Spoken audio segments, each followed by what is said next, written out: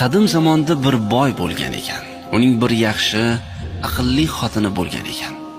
Bir kuni boy xotiniga: "Davlatimni xo'p davr so'rayapsan-da. Mendan bo'lakka tekkaningda ne kunlarni ko'rarding?" debdi. "Yo'q", debdi xotin eriga. "Erni er qiladigan ham, qaro yer qiladigan ham xotin." Xotinining bu gapidan boy darg'azab bo'lib, uydan haydab yuboribdi. Qorong'i tushib qolgan ekan. Xotin yo'lga chiqibdi-yu, charchab bir daraxtning tagida o'tirib, tunni o'tkazmoqchi bo'libdi. Ancha o'tiribdi. Shu vaqt o'tin orqalagan bir yigit kelib, uning yonida to'xtabdi. "Qo'y singlim", deb o'tinchi. "Bemahalda yolg'iz nima qilib o'tiribsan? Uyingga borsang bo'lmaydimi?" "Uyim yo'q", debdi xotin. "Ota-onam juda yoshligimda o'lib ketgan", debdi. "Mening ham bir keksa onamdan bo'lak hech kimim yo'q. Men o'tin terib kun ko'raman. Yur biznikiga. Och bo'lsak och, to'q bo'lsak to'q yasharsan", debdi yigit. Yigit xotinni ergashtirib uyiga olib ketibdi. Xotin ko'rsaki, o'tinchining hovlisini ko'rib bo'lmas emish. Hamma yo'q o't, ko'pdan beri supurgi tegmagan, keksa onaning egnidagi ko'ylagi kir, yog' bosib ketgan ekan.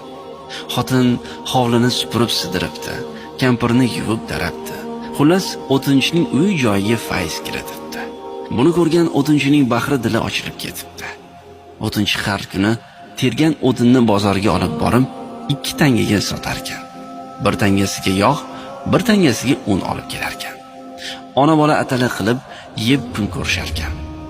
Xotin o'tinchinikiga kelgan kunning ertasi o'tinchi o'tin tergani ketayotganida undan iltimos qilibdi: "Agar bugun ham 2 tangaga o'tin sotsangiz, bir tangasiga ro'zg'or qiling, bir tangasiga ipak bilan do'ppi tagi olib keling." Kechqurun o'tinchi xotini tayinlagan narsalarni olib kelibdi. Xotin ertasi kuni o'tinchi kelgunicha chiroyli do'ppi tikib bitkazib qo'yibdi. O'tinchi uni do'ppi bozoriga olib boribdi-da, bir yaxshi do'ppi 10 so'm bo'lsa, uni 15 so'mga sotib, pulini xotinga keltirib beribdi.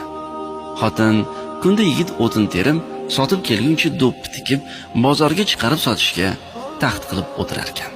Buning ustiga uy-joy, qozon tovoqqa qarashga ham ulgurar ekan. "Endi hunar o'rganing", debdi xotin yigitga.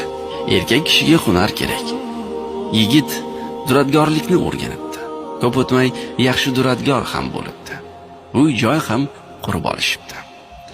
O'tinchining uyiga kundan kun fayz kiribdi. Topgani oziq-ovqat, kiyim-kechakdan ortadigan bo'libdi. Kampir ham, o'g'li ham ayolni